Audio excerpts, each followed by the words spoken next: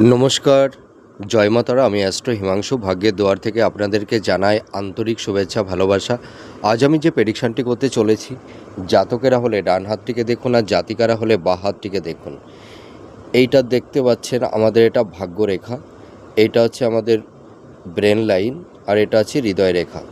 আপনারা দেখতে পাচ্ছেন এই রবির ক্ষেত্র থেকে যদি কোনো একটি সুদীর্ঘ বলবান রবি রেখা এই হৃদয় রেখা এবং মস্তিষ্ক রেখা এই দুটি রেখাকে কেটে নিচের দিকে নেমে আসে, তাহলে এটি অতীব শুভ।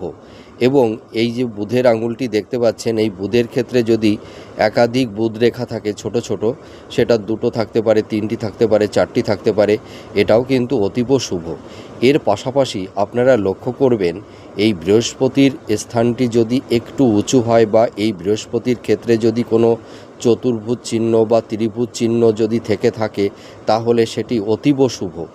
এর পাশাপাশি আপনারা আর একটা জিনিস লক্ষ্য করবেন, এই যে ভাগ্যরেখাটি আপনারা দেখতে পাচ্ছেন, এই ভাগ্যরেখা থেকে যদি কোনো একটি শাখা রেখা এই রবির ক্ষেত্রের দিকে চলে আসে, তাহলে এটিও কিন্তু অতীব শুভ। আবার অনেক সময় দেখা যায় এই ভাগ্যরেখা থেকে আরেকটি শাখা রেখা এই বৃহস্পতির ক্ষেত্রের দিকেও অনেক সময় চলে আসে, তাহলে সেটি অতীব শুভ। তা আমি যে এতগুলো রেখা আপনাদেরকে দেখালাম, তা আপনারা এই রেখাগুলোর মধ্যে দুটি তিনটি আপনারা ম্যাচ করান আপনাদের হাতের সঙ্গে। যদি আপনাদের হাতের রেখার সঙ্গে যদি দুটি তিনটি পোর্শানে এই ধরনের রেখা আপনাদের থেকে থাকে, তাহলে আমি বলবো এটা রাজযোগ বা ধনপ্রাপ্তির যোগ। ঠিক আছে, এই সব জাতক জাতিকারা জীবনে প্রচুর অর্থ, ধন, সম্পদ, প্রচুর প্রপার্টি এরা প্রাপ্তি লাভ করে থাকে এবং এরা সরকারি যে কোনো উচ্চ পদে কর্মরত হয়ে থাকে। তাছাড়া দেখা যায় এরা ভালো বিজনেসম্যান হতে পারে।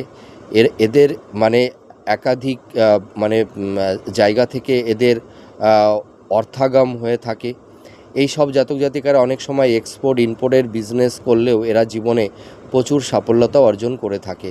তা আপনারা মিলিয়ে দেখুন এই প্রেডিকশানটি কতটা ম্যাচ করছে। নমস্কার, জয় মা তারা।